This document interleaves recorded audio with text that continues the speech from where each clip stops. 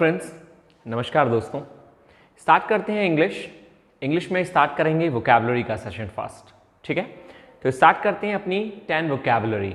और मुझे विश्वास है कि आप डेली वोकैबुलरी लर्न कर रहे होंगे। ठीक, एक दिन हमें टेस्ट ज़रूर लेना है।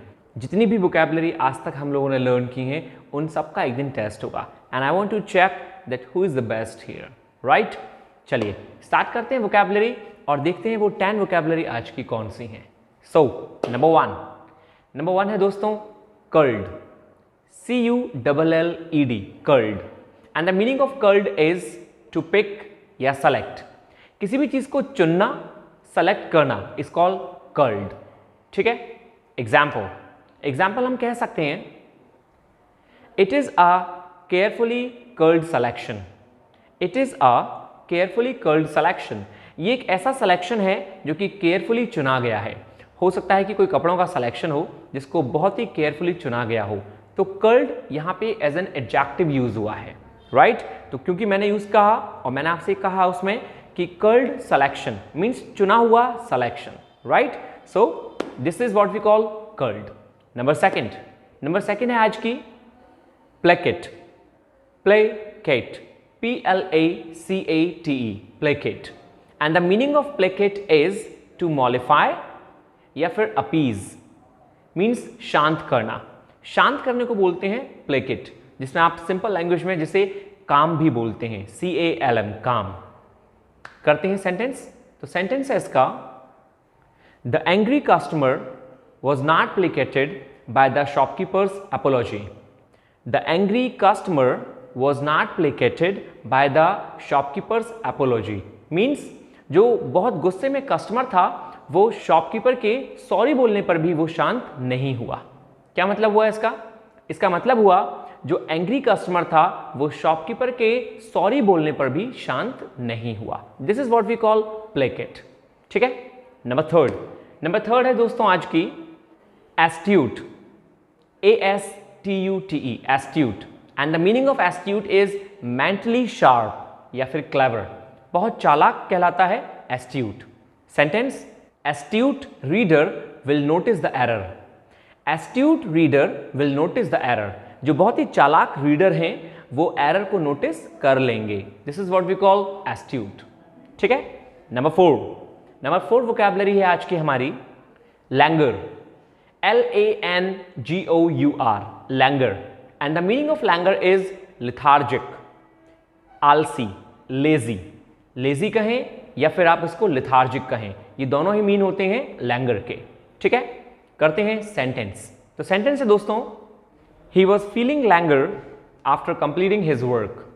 He was feeling Langer after completing his work. वो अपने काम को कंप्लीट करने के बाद बहुत थक गया या उसने थकान महसूस की। This is what we call languor. Number next vocabulary हमारी डेलिबरेट, DELIBERATE, deliberate.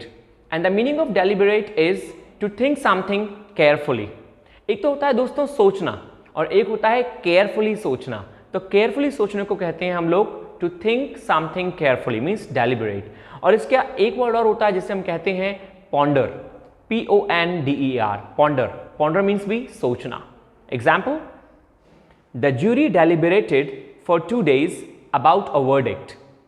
एग्जाम्पल में हम लोग कह सकते हैं the jury deliberated about a verdict for 2 days।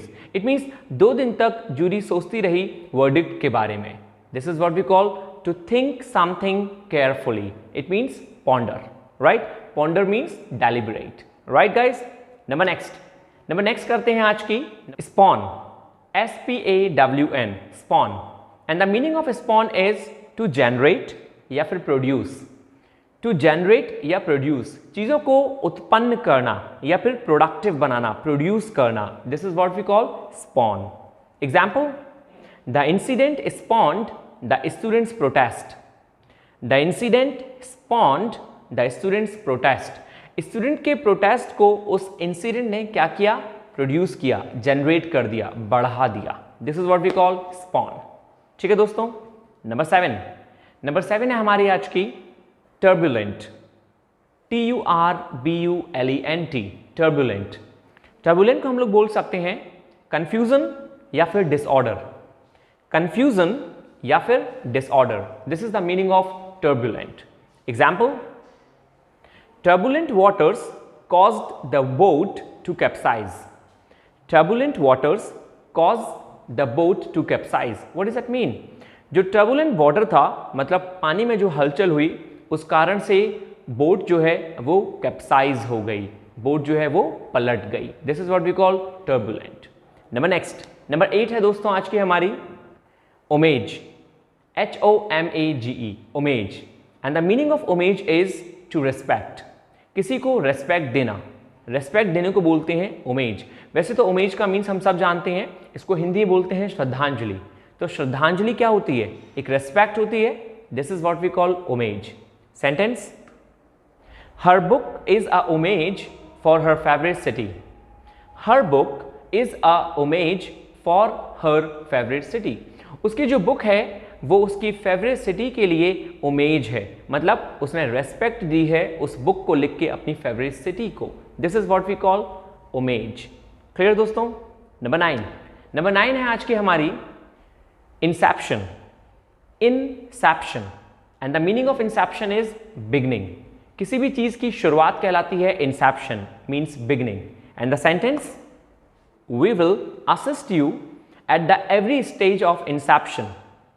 We will assist you at the every stage of inception. इसको हम कह सकते हैं इसकी हिंदी में, हम आपकी सहायता करेंगे हर चीज़ की शुरुआत में। आपने देखा होगा आपके दोस्त होते हैं आपके साथ जो कहते हैं कि मैं तेरे लिए हर चीज़ के लिए खड़ा हूँ, राइट? मैं तेरी हर शुरुआत के लिए खड़ा हूँ। So this is what we call inception. तो यही सेंटेंस का मीन था दोस्तों कि हम आपकी सहायता करेंगे सभी चीज़ की शुरुआत में। आप कोई भी चीज़ स्टार्ट करोगे, we are always ready for your help. Clear? And the last number 10 है आज की दोस्तों errant, ERRANT, errant. And the meaning of errant is misbehaving या behaving wrongly. Both are having the same mean. तो हम कह सकते हैं misbehaving, किसी के संग गलत व्यवहार करना। This is what we call errant. And the sentence, the errant student was given a warning. The errant student was given a warning.